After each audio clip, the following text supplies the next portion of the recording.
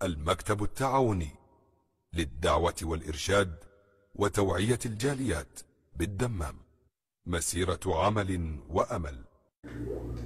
এরপরে সম্মানিত ভাই এবং বন্ধুগণ, ছোট্ট একটি বিষয় না বললেই নয়, আর সেটা হচ্ছে করোনা ভাইরাস সংক্রান্ত বিষয়ে আমাদেরকে নির্ভরযোগ্য স্থান থেকে তথ্য ও সংবাদ গ্রহণ করতে হবে। সরকারি বিশ্বস্ত মাধ্যমগুলোকে আমাদেরকে কাজে লাগাতে হবে। কে একটা কিছু কথা বললো আর সেটাকে আমরা ভাইরাল করে দিলাম, এমনটা যেন না হয়। এতে করে সমাজে বিশৃঙ্খলা সৃষ্টি হয়, সমাজে আতঙ্ক তৈরি হয় এবং অনেক মানুষ এর দ্বারা ক্ষতিগ্রস্ত হন। এজন্য স্বাস্থ্য মন্ত্রণালয়, সরকারি সরাসরি মাধ্যম, সেগুলো থেকে আমরা সংবাদ এবং তথ্য সংগ্রহ করব ইনশাআল্লাহ। যখন আমাদের কাছে কোনো সংবাদ আসবে সেই সংবাদটাকে আমরা যাচাই করব। অযথা আমরা ফেসবুক এবং ইমো, হোয়াটসঅ্যাপ ইত্যাদিতে এটাকে শেয়ার করে দেব না। আমরা যাচাই বাছাই করব, তারপরে আমরা ভেবে দেখব যে এটা কি প্রচার করার মতো নাকি প্রচার করার মতো নয়। যদি প্রচার করার মতো হয় তাহলে সেটা আমরা প্রচার করব, আর যদি প্রচার করার মতো না হয় তাহলে সেটা আমরা প্রচার করব না। এরপরে 5 নাম্বার যে বিষয়টা আমরা শরঈ দৃষ্টিকোণ থেকে এই ভাইরাসের সময় পালন করতে পারি সেটা হচ্ছে কাসরাতুত তাদাররু। আল্লাহর কাছে বেশি বেশি কাকুতি মিনতি করতে হবে। আজকে এই দলের লোকের সংখ্যা খুবই কম, আমরাও কমের মধ্যেই হয়তো কিছু কোনো সময় আমরা তাদাররু কাকুতি মিনতি আল্লাহর কাছে করি, কোনো সময় হয়তো করাও হয় না আমাদের। তো সম্মানিত ভাই এবং বন্ধু, আসুন আমরা আল্লাহর কাছে শেষ রাত্রে সাজদাতে লুটিয়ে পড়ি, কাকুতি মিনতি করি, আল্লাহর কাছে আমরা দোয়া করি যেন আল্লাহ তাআলা আমাদেরকে এখান থেকে হেফাজত করেন। আল্লাহুম্মা আমিন। মহান রব্বুল আলামিন বলছেন, ওয়ালাকাদ আরসালনা ইলা উমামিন মিন ক্বাবলিকা, আমি ইতিপূর্বে মুহাম্মদ সাল্লাল্লাহু আলাইহি ওয়াসাল্লাম তোমার পূর্বে অনেক উম্মতের কাছে বিভিন্ন আযাব, বালা মুসিবত প্রেরণ করেছিলাম। কেন? ফাআখাযনাহুম বিল বাসাই ওয়াদ দাররাই লাআল্লাহুম ইয়াতাদাররাউন, আমি তাদেরকে ভালো মন্দ উভয়টা তার কাছে পাঠিয়েছিলাম এবং কাউকে নিয়ামত দিয়েছিলাম, কাউকে বিপদ দিয়েছিলাম। এই উভয়টি দেওয়ার কারণ ছিল লাআল্লাহুম ইয়াতাদাররাউন, যাতে তারা আল্লাহর কাছে কাকুতি মিনতি করে। সূরা আনআম 42 নম্বর আয়াত। কিন্তু সম্মানিত ভাই ও বন্ধু, এই বিপদ মুহূর্তেও তো আমরা আল্লাহর কাছে কাকুতি মিনতি করি না। এটা আমাদের দোষ, এটা আমাদের ঘাটতি, এটা আমাদের ত্রুটি। এখান থেকে আমাদেরকে ফিরে আসতে হবে এবং আল্লাহর কাছে কাকুতি মিনতি করতে হবে। 6 নাম্বার যে বিষয়টি আমি বলবো সে বিষয়টি হচ্ছে কাসরাতুত তওবা, বেশি বেশি তওবা করতে হবে। আমাদের গুনাহ অনেক, আমাদের গুনার পাপের কারণে এই আযাব বালা মুসিবত এসে থাকে, সেহেতু তওবা করতে হবে। খাঁটি খালিস তওবা করতে হবে অন্তর থেকে, এবং যেই পাপগুলো আমাদের মধ্যে আছে সেগুলো ছেড়ে দিতে হবে সম্পূর্ণরূপে। আর ওই কাজ জীবনে করব না এই মর্মে আল্লাহর কাছে ওয়াদাবদ্ধ হতে হবে। আর সদা সর্বদা আল্লাহর কাছে অনতপ্ত থাকতে হবে যে আমি এই পাপ যেন আর না করি, আর ওই কাজে জীবনেও ফিরে যাওয়া যাবে না। আল্লাহ তাআলা তওবার প্রতি উদ্বুদ্ধ করে বিভিন্ন ভাবে আমাদেরকে নির্দেশ দিয়েছেন। আল্লাহ তাআলা বলছেন, ইয়া আইয়ুহাল্লাযীনা আমানু তুবু ইলাল্লাহি তাওবাতান নাসুহা, হে ঈমানদারগণ তোমরা আল্লাহর কাছে খাঁটি তওবা করো, খাঁটি তওবা করো। আবার ওইরকম নয় যে নাসুহা নামে এক লোক ছিল, আসলে এটা আমাদের দেশের কোনো এক হুজুর, দেশ বরেণ্য এবং নামধারী হুজুর বলেছেন নাসুহার একটা লোক ছিল, সেই তার মতো তওবা করা। আসলে নাসুহা মানে হচ্ছে খাঁটি তওবা করা। খাঁটি তওবা হলো যে পাপ থেকে আমি তওবা করছি, সেই পাপে আমি আর কোনোদিন ফিরে যাব না, আর ওই পাপের জন্য আমি আজীবন অনুতপ্ত থাকবো, আল্লাহর কাছে ক্ষমা চাইতে থাকবো। আল্লাহ বলছেন যে তুবু ইলাল্লাহি তাওবাতান নাসুহা, তোমরা আল্লাহর কাছে খাঁটি তওবা করো। আর এক আয়াতে আল্লাহ বলছেন ওয়া তুবু ইলাল্লাহি জামিআন আইয়ুহাল মুমিনুন, হে ঈমানদারগণ তোমরা সকলেই আল্লাহর কাছে তওবা করো। কেন? লাআল্লাকুম তুফলিহুন, যাতে তোমরা সফল কাম হতে পারো। সম্মানিত উপস্থিতি, আপনি সফলতা পেতে চান তাহলে বেশি বেশি আল্লাহর কাছে তওবা করুন। এটা গেল 6 নাম্বার বিষয়। 7 নাম্বার বিষয় হচ্ছে বেশি বেশি আল্লাহর কাছে ইস্তেগফার করতে হবে। তওবা একটা জিনিস ইউটার্ন করা, আর ইস্তেগফার হলো ক্ষমা চাওয়া আল্লাহর কাছে। যদি আমরা আল্লাহর কাছে আমাদের পাপের জন্য ক্ষমা চাই তাহলে আল্লাহ আমাদেরকে আযাব দেবেন না। আল্লাহ তাআলা বলছেন যে ওমা কান আল্লাহু মুআযযিবাহুম ওয়া আনতা ফীহিম, হে নবী সাল্লাল্লাহু আলাইহি ওয়াসাল্লাম আপনি যদি যাদের মাঝে রয়েছেন তাদেরকে আল্লাহ তাআলা ওই অবস্থাতে আযাব দেবেন না।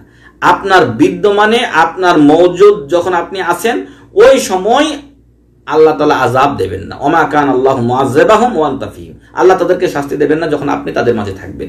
কিন্তু রাসূল সাল্লাল্লাহু আলাইহি ওয়াসাল্লাম তো আমাদের মাঝে নেই, তিনি চলে গেছেন। তাহলে এই বিপদ থেকে এবং আযাব থেকে বাঁচার উপায় কি? আল্লাহ পরের অংশে বলছেন, ওমা কানাল্লাহু মুআযযিবাহুম ওয়া হুম ইস্তাগফিরুন। আর কোন জাতি যখন ক্ষমা চায় আল্লাহর কাছে, তখন আল্লাহ ওই জাতিকে ক্ষমা করে দেন, সেই জাতিকে আল্লাহ তাআলা আযাব দেন না। আল্লাহু আকবার। এজন্য আমরা সবাই বেশি বেশি আল্লাহর কাছে তওবা ইস্তিগফার করব, আল্লাহর কাছে ক্ষমা চাবো। 8 নম্বর যে বিষয়টা বলবো, যে বেশি বেশি আল্লাহর কাছে দোয়া করতে হবে। আল্লাহ বলছেন, উদউনি আস্তাজিব লাকুম, তোমরা আমাকে ডাকো, আমি তোমাদের ডাকে সাড়া দেব। আল্লাহ তাআলা বলছেন, উদউ রাব্বাকুম তাদাররুআন ওয়া খুফিয়া, তোমরা গোপনে বিনয় সহকারে আল্লাহর কাছে কাকুতি মিনতি সহকারে ডাকো, আহ্বান করো, আল্লাহ তাআলা আমাদের ডাকে ইনশাআল্লাহ সাড়া দেবেন। এই সকল দোয়ার মধ্যে অন্যতম দোয়া হচ্ছে যে আল্লাহুম্মা ইন্নী আউযু বিকা মিন জাওয়ালি নি'মাতিকা ওয়া তাহাউলি আ'তিক ওয়া ফুজাই নি'মাতিকা ওয়া জামিই সাখাতিক। আল্লাহুম্মা ইন্নী আউযু বিকা মিন জাওয়ালি নি'মাতিক, হে আল্লাহ, আমি তোমার কাছে আশ্রয় চাই, পানাহ চাই, মুক্তি চাই, মিন জাওয়ালে নিয়ামাতিক, আমার কাছে তোমার যে নিয়ামত রয়েছে সেই নিয়ামত আমার থেকে চলে যাক, এ থেকে আমি পানাহ চাই, মুক্তি চাই। আমার কাছে তুমি যে নিয়ামত দিয়েছো সেই নিয়ামত যেন স্থায়ী হয়, এটা আল্লাহর কাছে আমি প্রার্থনা করছি। আল্লাহুম্মা ইন্নী আউযু বিকা মিন জাওয়ালি নিয়ামাতিক, হে আল্লাহ, আমাকে যে নিয়ামত দিয়েছো সেটা তুমি ছিনিয়ে নিও না। ওয়া তাহাউলি আফিয়াতিক, আর আমাকে যে তুমি সুস্থতা দিয়েছো সেই সুস্থতা যেন পরিবর্তন না হয়ে যায়, সেই সুস্থতার স্থানে যেন অসুস্থতা চলে না আসে। ওয়া ফুজাই নি'মাতিক, এবং হঠাৎ করে তোমার কোনো আযাব যেন আমাকে গ্রাস না করে। ওয়া জামিই সাখাতিক, এবং তোমার যাবতীয় গোসা রাগ থেকে আমি তোমার কাছে আশ্রয় চাচ্ছি।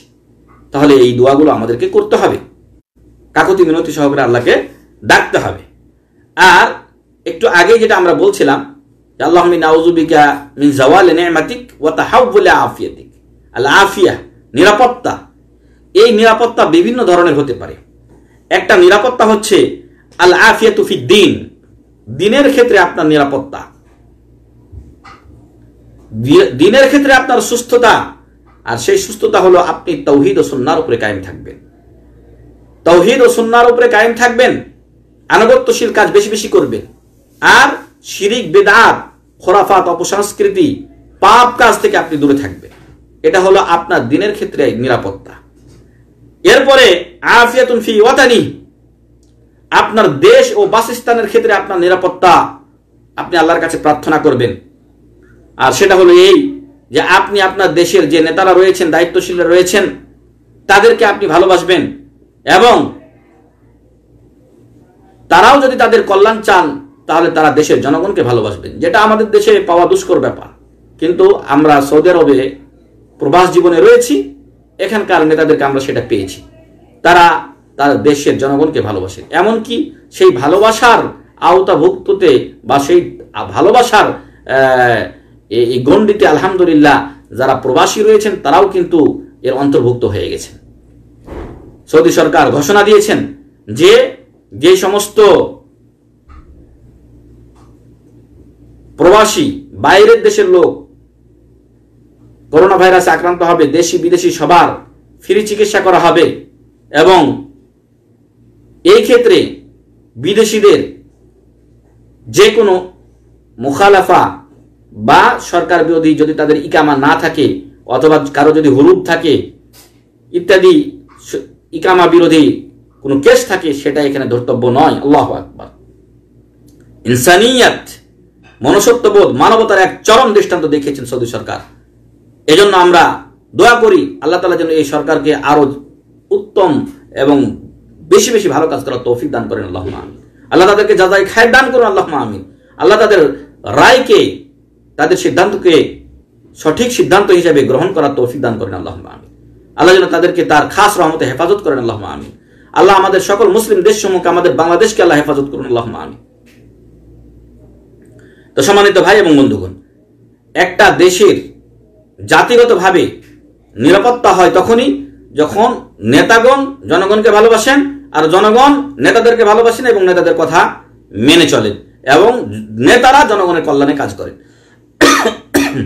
তারপরে আপনার পরিবারের ক্ষেত্রে আপনি আল্লাহর কাছে নিরাপত্তার জন্য দোয়া করবেন।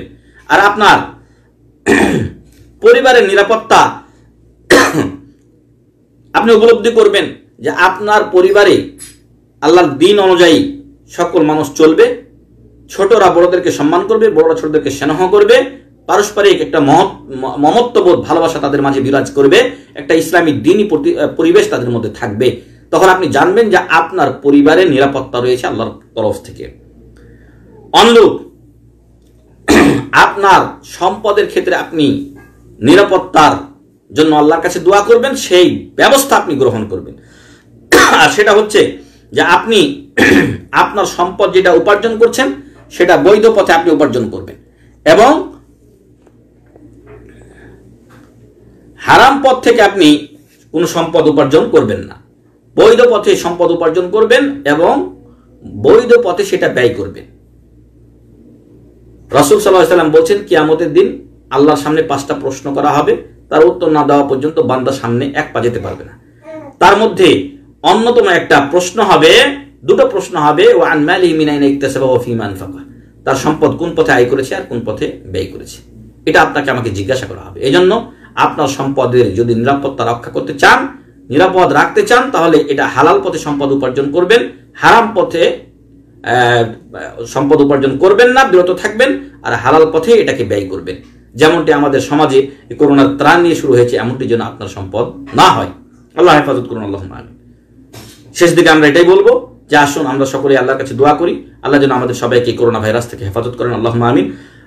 বিশেষ করে একটি দোয়া বারবার আমরা সকলেই পড়ি, আল্লাহুম্মা ইন্নী আউযু বিকা মিনাল বারাসি, আল্লাহুম্মা ইন্নী আউযু বিকা মিনাল বারাসি ওয়াল জুনুনি ওয়াল জুযামি ওয়া মিন সাইয়্যিল আসকাম, আল্লাহুম্মা ইন্নী আউযু বিকা মিনাল বারাসি ওয়াল জুনুনি ওয়াল জুযামি ওয়া মিন সাইয়্যিল আসকাম।